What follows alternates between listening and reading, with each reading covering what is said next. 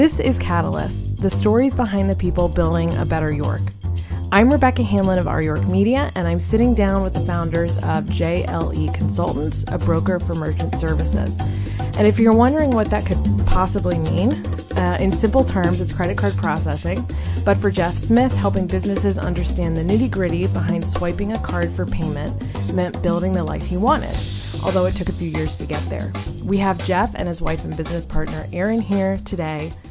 Welcome to Catalyst. Thanks, Rebecca. So credit card processing, probably not the first thing you lead with at a cocktail party. So can you kind of explain the blank looks that you get from people when you start up with that? Sure. It's a misunderstood industry. I didn't know what it was. My mother still thinks I sell credit cards. So it's a completely, kind of underground industry that people get into. But, what we do is we provide the ability for businesses to accept credit cards or, electronic checks as payment. That is actually a very competitive situation. There are a lot of different places that offer it. And so, we work to obviously give good customer service, but better pricing and more security. So, did you have any idea what that was? I mean, are you like a little boy dreaming of, when you grow up, you're going to help people use credit cards? I mean, what was your career life?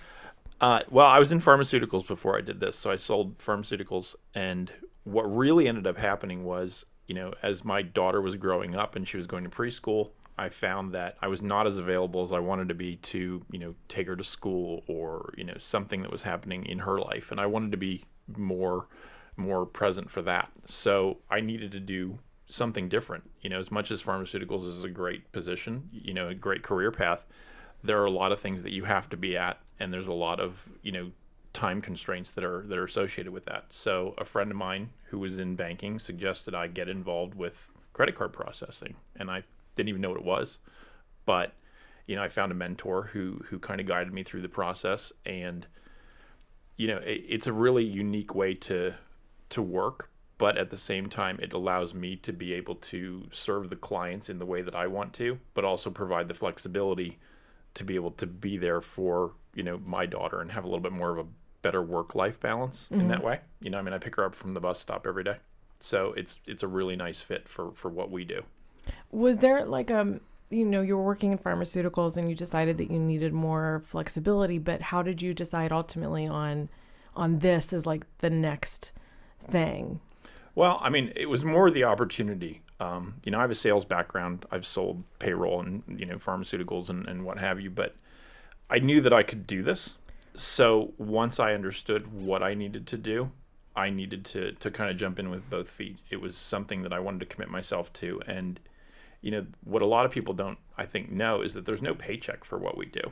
This is a very much a commission residual based business. So you're building a portfolio as opposed to just getting a paycheck. Like my first paycheck or my first residual check for the month was a nickel, which was terrifying, coming from, a salary and, a car and all that other stuff. What did you do?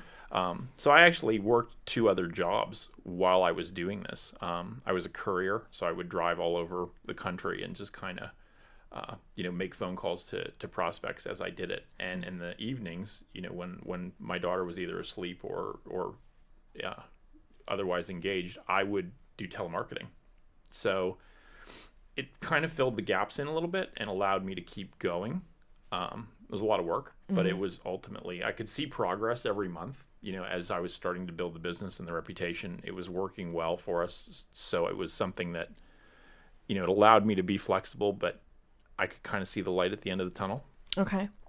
For you, when you were first, just to take it back just a smidge, when you were first kind of finding out about this was something that could be a feasible, business for you, what were the opportunities that you saw? I mean, were others doing this? You didn't know a lot about it, but can you walk us through that process a little bit? What was it that you saw as a potential for yourself? Well, I think I saw the success of the mentor that I had. He lived a great life, and it was something where, once you have a client, it's someone that you keep and you work with together, and you're kind of a partner with them. So they refer you to other businesses, and it was very beneficial. I could just see that he had a lot more free time and a lot more I guess, almost happiness in what he did. And so I really wanted to do that. That was important to me. I didn't realize as much competition as there was out there. We have companies like Square and we have PayPal out there. There are a lot of other credit card processors that do or offer services, some similar to what we do. I feel like we do it a little bit differently in that we provide a lot more customer service and, our rates are a little bit better. So that's been a big draw. But that's basically what I saw and why I thought this was a good way to go. Yeah. We have to bring Erin in. She's here.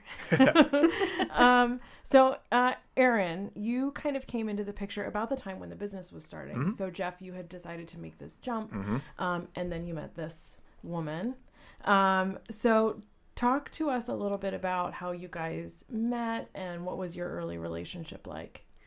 I met him because he knew my sisters. They were both in pharmaceutical sales, and they were always talking about this really funny guy who was really nice, and he was always talking about this little girl that he had. And at some point, we had gone out and got to meet up with Jeff and some of his friends, and he was just so nice and so genuine, and we decided that we would go out for dinner, and we just kept going from there. Yeah, he was just a nice person, genuinely. And that really kind of stood out for me. I mean, that's not always something that you can tell is genuine or not. Yeah. So what were you doing career-wise? I was in human resources, and I was working quite a bit. And 2 hours away. Yeah. Okay. So you were here in York. Right. And I was up near State College. Okay. Yeah. So it really sort of, at first, it worked out for us because we could, when we were not together, we could get our work done and focus on house stuff and life stuff. And then when we were together, we could spend that time together. Gotcha. Okay. Yeah. So would you guys essentially commute to see each other and then have your separate lives when you weren't together? We would. And we'd meet halfway for dinner, like on a Wednesday or just whenever we could make it work. Sure. Whenever Which there really time. aren't that many restaurants in between. Right. Yeah. Kind of a no man's Yeah, land. there's definitely an opportunity there. Yeah. Sure. Yeah. Noted. Right. I guess not to spoiler alert for people, but your relationship ended up taking a break not too long after you had started seeing each other. Yeah. What was going on for you guys that you decided you needed to do that? Well, I think there was a lot to that, actually. There were a lot of factors. Yeah. I think, building a business, working a couple of jobs, wanting to be there for my daughter, and then couple that with my situation, my mother had just passed away a few months earlier, and I was helping my dad, and I was working my full-time job, and just didn't really have a whole lot of extra time to spend on, that phone call, after 10 o'clock at night just to check in, let alone 2 hours away to see each other. It's hard enough when you're in the same town, yeah. And you have all of that going on, add the distance to it, and and it just, I think it just needed a little bit of a break. Yeah. So that we could focus on what we needed to focus on at that point. Certainly with JLE, you were doing a lot. You had those two other jobs and you were trying to get it off the ground. You wanted the flexibility to spend time with your daughter, so that was a priority. Sure. So when that relationship kind of got tabled for a time, what did you focus on to be able to get JLE where you wanted it to be? I really work hard at customer service because in any industry, whether it's credit card processing or you name the industry, customer service is going to be key. So that not only helps you to, meet new opportunities and gain new clients, but also helps to keep them. And so that's something that I work very hard at. And I think that's really where I put my focus. Not only was it out networking, meeting new people and trying to sort of spread the message, but also to really take care of the clients that you have and try to work that into more opportunities, more meetings, more of everything. So how do you even sell merchant services to somebody? Sure. What does that look like, just so we can get a grasp on it? Yeah. So most oftentimes when I sit down with somebody, they already have this service. This is something that's provided either through their bank, for instance, or they have like a Square or a PayPal kind of a scenario. Square and PayPal do a great job at what they do, and we actually even resell Square. So we have that ability. For merchants who are accepting probably between $10,000 and $15,000 a month, there's a different level of needs that they have when you're talking to them. And so we provide that. I actually spun this into being more of a brokerage as opposed to just offering a service. We had a client who needed a specific kind of software, and we had to integrate into it.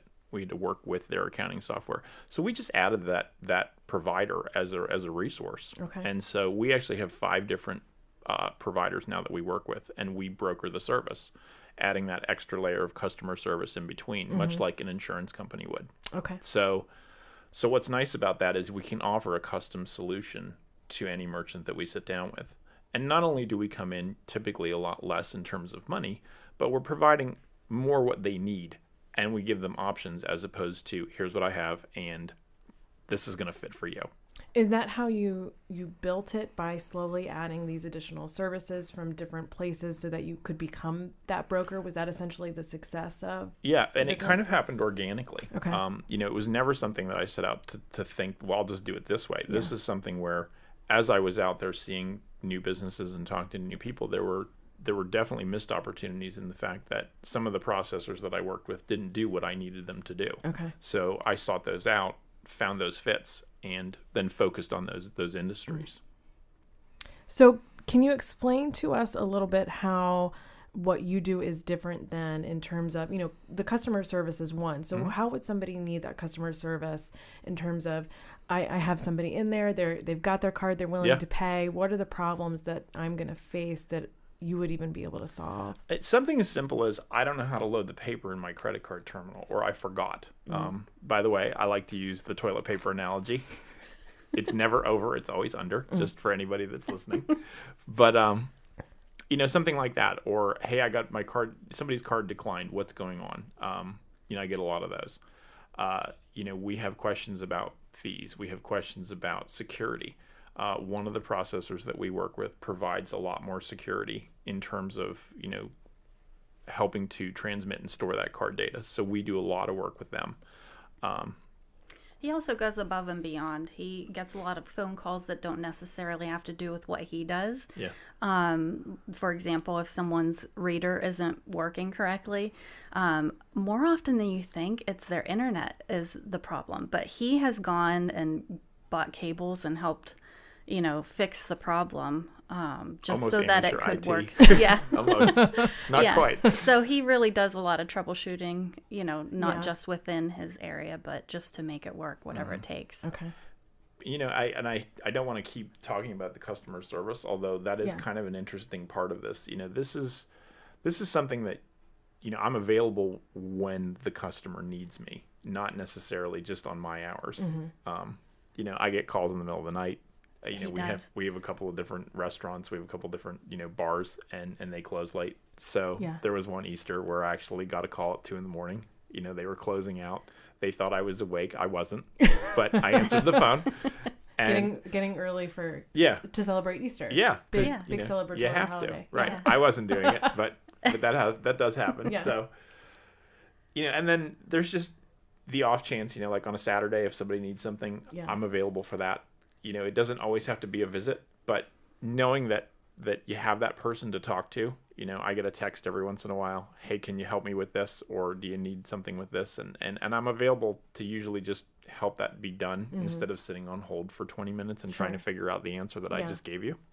So. And he works with people who call him one ring because he answers after the first ring. And he has actually one guy who will have someone in front of him and say, hey, watch this. My credit card guy always answers the phone. So he'll call and just say, hey, just have somebody here, wanted to show them how often you answer the phone. And Jeff's always like, okay. Yeah. It's important because if I'm not picking up the phone, somebody else will. Sure. And we really want our merchants to know that they're valuable to us and that we're available to them. Yeah. And so, even when Erin and I decided to get married and kind of talk through that, it was kind of a natural progression to maybe even try to work together, because with her doing a lot of the stuff for our office, it allows me to be much more available to everybody else. Sure. So let's let's jump into that for a moment. So you're kind of getting back into, you took that break so you could focus on all the things that were going on in your own separate lives.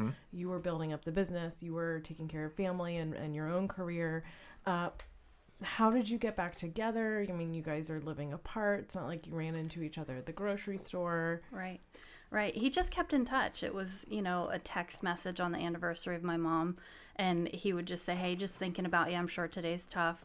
And of course, holidays. Hey, Happy Thanksgiving. Merry Christmas. Happy Kwanzaa. And he just really was thoughtful about keeping in touch and making sure. making sure that I didn't forget him, I think. And then one Easter, well, I guess the following Easter, I got a call and said, hey, I just can't let it go. So let's give it another try. What was better about it that time around? I think I was more established in the business. I was able to get rid of 2 jobs. Okay. So that helped out a lot. So you're only doing one job? Yes. And I mean, there was a lot to that job, but at the same time, it was just the one. So that was better. Yeah. And I think there had some, there was some easing up, maybe with I think what you had going on. We both were a little bit more settled in our responsibilities and life, and had the interest, I think, in the fact that we knew each other. We were good people, and that we liked each other enough to say, let's just see how it goes. Yeah.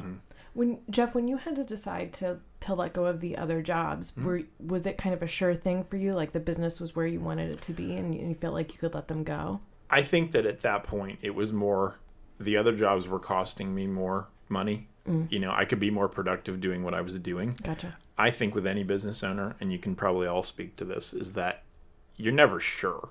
You never know what's going to happen next. But if you're going to go this far, you may as well go kind of all the way. Yeah. So that was really where I was making those decisions. And it was more of a tapering off kind of a thing. It wasn't like a hard stop. It was just I didn't do as much of what I had been doing. And so eventually I just didn't do it at all. Okay. And that way, if I needed a supplement, I could, but I got to a point where I didn't have to, which was great. You had talked about earlier, your first commission was a nickel. So certainly they got to be more than that for you to be able to let the other jobs go. Sure. But did you have kind of a feeling at any point within the business? Obviously you felt comfortable enough to let those things go, but kind of that entrepreneurial spirit is that you don't have a safety net of a reoccurring paycheck or health benefits or anything like that, but whatever you're chasing is worth letting those things go. Did you have moments where you thought, okay, this is really worth it, or I've gotten to that point that this is what I was trying to get? Off the top of my head, any kind of a specific moment, I don't know. I think there were a lot of little successes that just kind of said, boy, this feels good. I'm doing this the way I want to. Yeah. Something like I said, as simple as picking my daughter up from the bus stop has been a great thing for me. I enjoy that. I like that I can do that, and I like that I was able to do that. Yeah. So that's been really good. The other part, as Erin and I started seeing more and more of each other, again, being long distance, it was nice to be able to work from her house. So, while she was at work, I could be doing what I do remotely. And it provided me that flexibility, not only to help us grow as a couple, but it still kept the business growing, which ultimately was the goal there. And it's been fascinating to me because I'm not the same personality that he is. I couldn't do what he does the way he does it. He's very good at just maybe not selling, but just explaining in a way that makes it interesting and people don't feel that hard push. And it's fascinating for me to have watched him, the drive that he has. I never saw him question himself or not have the faith or confidence in himself, where I'd be like, nails bit. I would just be freaked out way more. But the confidence he has in himself and his ability, I mean, it shows, but it's been inspiring to me to see him reach milestones that he's been after and feel those successes. Yeah. So Erin, how did you get into it then? I mean, you guys got married. Was that a natural, family business, or how did that work out? It was really interesting because we had dated, I think probably by now, maybe 5 years. Yeah. And we were going on vacation with my family in the car, And I was practicing interview questions because we had decided that, if we're going to move forward, we need to move forward because we didn't want to, break up and stop seeing each other. So that was the only other way to go. Okay. So I said, we'll look for I'll start looking for jobs. And I was practicing interview questions and I was nailing them. I mean, I was really, really, I think, doing well. Absolutely. And I was like, would you hire me? I mean, that was a great answer. Wouldn't you hire me? Right. And so the more we were joking about it, the more I was like, should we consider that? Yeah. And so through vacation, we talked about it. When we came back from vacation, we went through, I'm a budget person and we got to look at the numbers and research. And, I gave everything to him and he and I talked through quite a bit. And we decided that, if I'm going to be working for someone and putting that effort and energy into their success, it might as well be our success. Mm-hmm. So we decided to go together.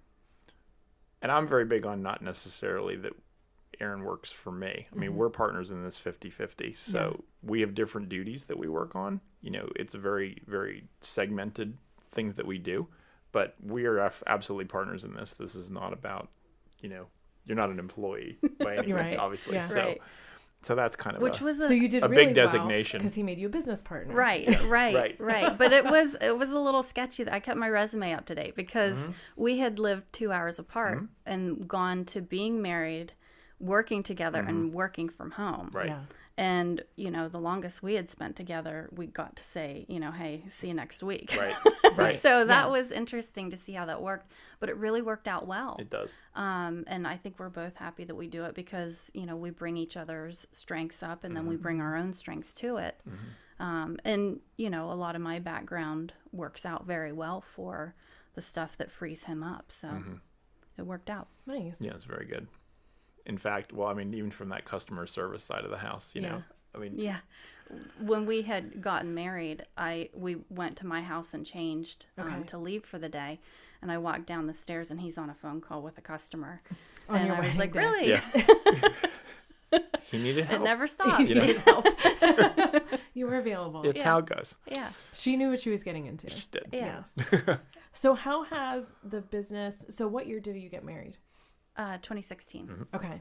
So how have things changed now with the two of you together, kind of this dynamic of being able to work together on the business? Well, I think it's been a lot of growth. We started out, and obviously it was a sustainable business. I think we're experiencing really great growth right now. I mean, we're in 26 states. We're in 3 different countries. We just signed a winery in Italy. So there's opportunities everywhere. And it's been nice to be able to kind of spread out, what we do and introduce ourselves to all these different opportunities. How did that even happen for you guys? How did you get into that? I mean, you're 2 folks. I mean, I get it. You work really hard. Yeah. But a winery in Italy. I think doing it the way that the customer wants it done. Almost 99% of our business is referral. And so you do a good job for somebody, they tell somebody. You do a good job for them and you just kind of spiderweb that network out. And before you know it, people are calling you saying, what can you do for me? How can you help me? And so that's been really nice. As much as we like to be personal with the customers, there are some clients that we sign that I've not even met. And it's just because they know the service, they like what we do, and they want to be part of it. So, and we have a lot of partners that help refer us to business too, just because they know and they have the confidence that we'll do a good job for their clients too. But you might need to make a trip to Italy now. Yeah, field trips are great. So, you guys have been able to kind of work on this together, and your business and your personal life intermingles a lot, which I certainly understand how that goes. It's often one and the same for myself. For you guys, do you have any words of advice that you would heed to anybody who wants to do their own thing, or even as a couple? Will and I have always worked together, and at times have gotten the comment of, oh, you work together. How do you guys kind of balance that in what you do? We get that all the time. Yeah. and you're still married. Mm-hmm. Yeah. But I don't think it's for everybody. Yeah. I do think that you have to find what you're good at and stay in your lane. However, we communicate really well. Having that time 2 hours apart really made it a good communication between us. That's all we had. And so I think that we understand each other really well that way. And knowing what our strengths are, we respect that in each other, which makes it easier. And it's nice. It's fun. Honestly, I feel blessed to be able to do that, just because, having my old job, it was stressful and it was a lot of work, and it was 10 hours a day every day. And now, it might be that some days, but I can also say, hey, do you want to have lunch together? And, it might be at our kitchen table, just real quick, heat up leftovers, but it's something that I appreciate. Sure. Yeah. Do you feel like entrepreneurship has given you the lifestyle that you initially set out to Absolutely. seek? Yeah. Yeah, without question. I think there was a lot of work to get there. And I mean, there's still work. This is an unending process, but I enjoy it, and I like what I do. I love what I do. And I kind of geek out over it. But at the same time, it provides me the ability to, support the family, be with the family, and then at the same time provide that level of service the way I want to do it. Yeah. So it's been great for that. And what's cool is his daughter has gotten to see him build a business, and she's interested in it. And, she knows She programs terminology. terminals. Yeah. Oh, wow. And she talks about compliance and non-compliance. And, she has had that example in her life. And, aside from having time with her dad, she has a front row seat to how to build and grow a business and how to treat customers. And, she's interested in how he's done that. That's really cool. Yeah. Well, thank you guys for coming on and talking to us a little bit about your story. We're really glad that you could be here. Yeah, thanks for having us. Really, really appreciate it. Catalyst is a production of Our York Media. This episode was paid for by JLE Consultants. Catalyst is produced by Will Hanlon and Caleb Robertson. You can learn more about JLE Consultants at their website, jleconsultants.com. I'm Rebecca Hanlon. Thanks so much for listening.